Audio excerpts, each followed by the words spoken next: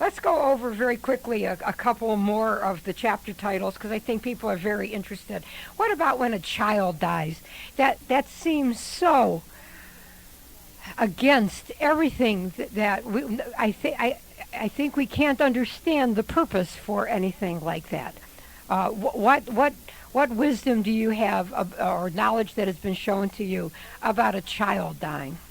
Well, when we have a child here on Earth, what we haven't understood, I guess, is that that child is actually an adult spiritual being who is occupying flesh. And this is why the infants, the little ones, are so bright and brilliant. This is why they learn so quickly, because all they have to do is learn how to operate that body. They learn the language. They are already very, very intelligent beings. These intelligent beings who occupy the bodies may have chosen to be here only for a short period of time. They may not have needed the education that some of us others have needed. They might be here instead for someone else rather than for their own personal growth. Just being in a home, an infant just being in a home for a short period of time actually brings a tremendous amount of love to that family, or a tremendous challenge, one way or the other. When they leave this earth, they go back home where they existed with God before. There is no death, only death of the body. And so to feel that God did not allow this child or infant to experience life here on this earth, and that it isn't fair, then of course is not having the fuller knowledge, knowing the higher purpose for that spiritual life. That would that spirit that left the baby's body or the child's body, are spirits children? Are spirits old when somebody dies? My parents are both dead. Are they now still at the age that they were? Would they appear to be that way? Would they be old? Talk about that for a bit. Well, they occupied bodies that aged and then, of course, left this earth, that died, went back to dust. The spirits who occupied the bodies are timeless. They are ageless, just as you are ageless and timeless, and I am too. And so when we go back to dwell with God, we go back to our original state of being, which is timeless and ageless. And so that's what your parents went back to, their timeless and ageless selves. But when people have visitations, and you give many examples, and there's many letters in the Ripple Effect, it's just a marvelous book of not only what you had already experienced, but all these letters of people backing up the same kind of experience that you had.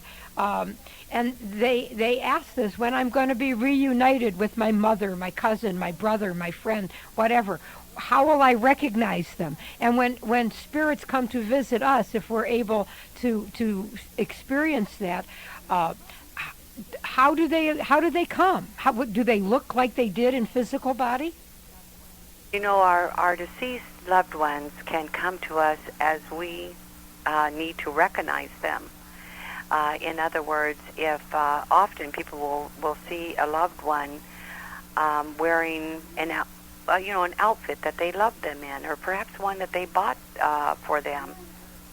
But we do not necessarily witness our loved ones as they exist in heaven, but we see them as we need to see them here on earth. In other words, if you lost the child might appear to you as a child still, rather than the spiritual being that it now is. Okay, but that's for your recognition, not because that is its form. That's correct. Okay. What about childhood abuse, which is one of your chapters that you have in Ripple Effect? Childhood abuse, of course, is something that is passed through generations. There's not one person who is abused that does not have that tendency to become an abuser themselves. that is part of the dysfunction, the mutation. Many of the people who wrote to me, both male and female, recounted sexual abuse, which I think is one of the most horrendous abuses of all, because it abuses the soul. It abuses, it changes that person's life forever. And they live with this for the rest of their life, fighting it. It's a struggle forever. Why this type of abuse takes place, I don't know why, but I do know this, and that is that abuse seems to be genetic. You can always look into the background of an abuser and find that they too had been abused. If not that same way, then something very, very similar. To stop that abuse comes, I guess that's those of us who have not been abused, to encourage those in abuse not to do that themselves, so that they can stop the insanity, so to speak, and get beyond it. Try to do everything that they can to fight against it, so that they don't pass this on to their children, and they can let a generation or more be skipped of that horrible thing. That might even come from the ability to learn how to love, going back to that major premise again. If we can learn how to love even ourselves and have that ripple effect, I think that could help in breaking the cycle. I just very quickly want to go over some of the other titles. So the chapters are about abortion, about suicide, the positive and negative energy, the problem of evil, the great power of prayer, many religions, one truth. There are more than Christians in the world. There are, more than half the people on the planet are not Christian. I'm not Christian. Everybody has a belief in a creator or supreme being, but not necessarily this way. So how do you explain this? That it's many religions but one truth.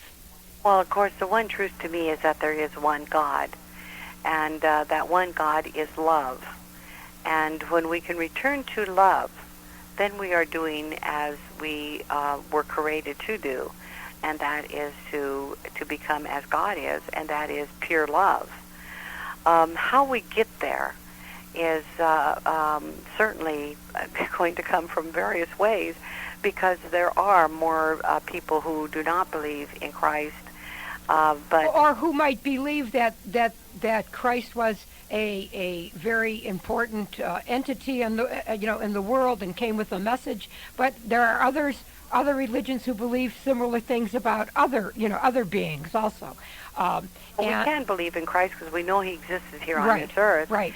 And but it's how people have tended to believe in Him, and I think that like many of the other teachers and shepherds that you might say that God sent to this earth, these people too, if you could talk to them spiritually, they would probably be offended that they are esteemed almost as much as God is esteemed, and that was never His intention or their intention, but rather to bring back to this earth the truth about what God is, and that is love. And that is love. Okay.